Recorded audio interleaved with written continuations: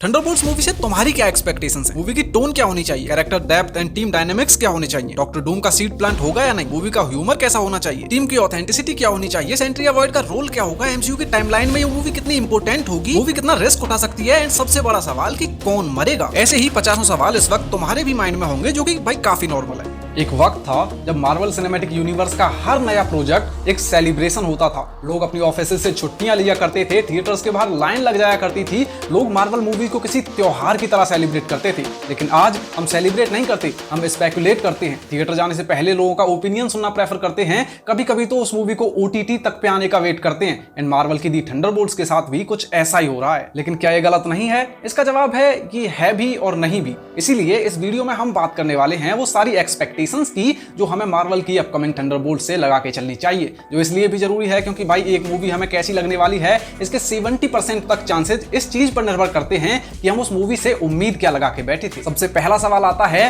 Thunderbolts का असली tone क्या होना चाहिए? देखो, अगर ये मूवी एक और हाफ बेक्ड कॉमेडी बन गई जैसे एमसीयू का रिसेंट फॉर्मूला बन गया है, तो इसका इंपैक्ट जीरो हो जाएगा। थंडरबोल्ट एक ऐसी टीम है जो मोरली ग्रे कैरेक्टर्स का गठबंधन है। यहाँ पे ह्यूमर नहीं, ऑकवर्ड टेंशन और डेस्परेशन चाहिए।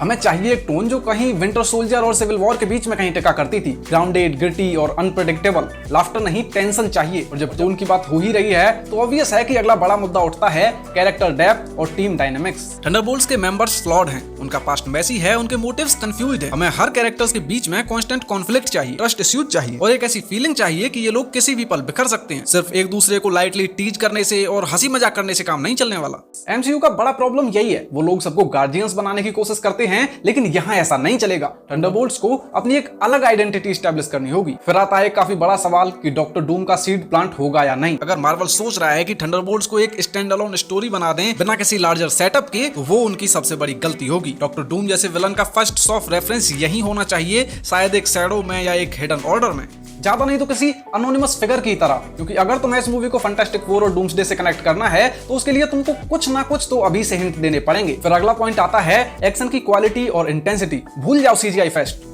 यहाँ पे हमें हैंड टू हैंड कॉम्बैट चाहिए, ब्रूटल डेस्परेट फाइट्स जिनमें हर पंच का वेट हमें फील हो, जैसे विंटर सोल्जर और कैप्टन अमेरिका के टाइम पे हुआ करता था। भले ही छोटा मगर क्लॉस्ट्रोफोबिक और हार्ट पाउंडिंग। अगर एक्शन सही तरीके से कोरियोग्राफ नहीं हुआ तो थंडरबोल्ट्स एक और ब्लैक विडो बन सकती है जिसका बड़ा सेटअप होगा, लेकिन वो मूवी अंदर से खाली फील होगी।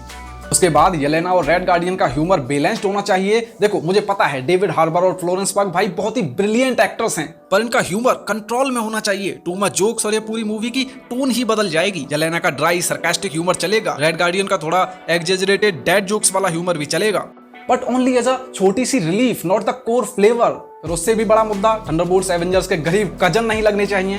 इस टीम को अपनी ऑथेंटिसिटी प्रूव करनी होगी। ये एवेंजर्स का कोई रिजेक्टेड बैच नहीं है, ये एक टीम है जो एक अलग आइडियोलॉजी रिप्रेजेंट करती है। We are not heroes but we are necessary. इस फिलॉसफी को उनको बहुत सीरियसली एक्सप्लोर करना पड़ेगा, तब जाके कहीं लोग मानेंगे कि हाँ, ये पिक्चर कोई फिलर नहीं है। जिसके लिए एक और पॉइंट यहाँ पे निकल के आता है कि सेंट्री और वॉइड का इस मूवी में क्या रोल होगा। ट्रेलर्स में हमने रॉबर्ट रेनॉल्ड्स को देखा है, जो कॉमिक्स में सेंट्री के नाम से जाना जाता है, और उसके अंदर की डार्क साइड वॉइड, यही डुअलिटी इस मूवी का असली टिकिंग टाइम बॉम्ब है। सेंट्री या वॉइड का इंट्रोडक्शन काफी ज्यादा लेयर्ड होना चाहिए। शुरू में एक अनस्टॉपेबल थ्रेट, एक मॉन्स्टर जिसे ये टीम रोक नहीं सकती, और जैसे जैसे कहानी आगे बढ़ती है यहाँ पे सटल हिंट दिए जाने चाहिए कि फ्यूचर में यही वॉइड अपने अंदर की रेज को कॉन्कर करेगा और बनेगा एक रिलेक्टेंट हीरो, सेंट्री।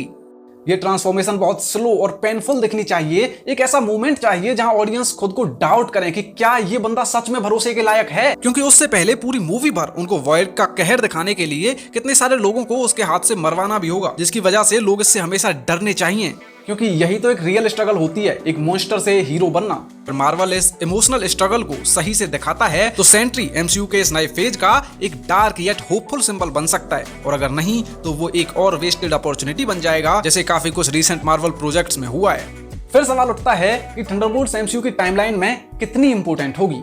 भाई, अगर ये मूवी सिर्फ एक फिलर है जिसमें कुछ भी लास्टिंग कॉन्सिक्वेंसेस नहीं हैं, देन ऑनेस्टली ऑडियंसेस को कोई फर्क नहीं पड़ेगा। इसके डिसीजंस, कैरेक्टर्स और एंडिंग आगे जाके इंपैक्ट करनी चाहिए, नहीं तो सब कुछ पॉइंटलेस फील होगा। ऑडियंसेस को नए सरप्राइजेस चाहिए। उन्हीं सेम ओल्ड फॉर्मूलाज पे बनी स्टोरी लाइंस और सेफ नैरेटिव्स का जमाना अब जा चुका है। कुछ ऐसे शॉकिंग ट्विस्ट चाहिए जो जेन्युइनली एमसीयू को शेक करने की ताकत रखते हो। क्या किसी ट्रस्टेड कैरेक्टर का बिट्रेयल होगा? क्या किसी अनएक्सपेक्टेड विलन का रिवील होगा? वॉइड कितनी तबाही मचाएगा और उसको ये लोग कैसे कंट्रोल में लाएंगे? यही सब छोटी छोटी चीजें तो एक मूवी को यादगार बनाती हैं। अब बोनस वाला सवाल, एमसीयू के रीसेंट फेलियर के बाद थंडरबोल्ट्स कितना बड़ा रिस्क उठा सकती है, क्योंकि हम सब जानते हैं मार्वल अभी भी सेफ ही खेल रहा है, जिसकी वजह से उसका चार्म अब खत्म होता जा रहा है। थंडरबोल्ट्स एक मौका है अपनी बोल्ड स्टोरी टेलिंग को वापस लाने का। अगर ये भी सेफ खेला गया, पीआर आर्टिकल्स के लिए बनाया गया, तो मार्वल के लिए रियल थंडर बॉक्स ऑफिस पे बजेगा, और वो भी नेगेटिव वे में।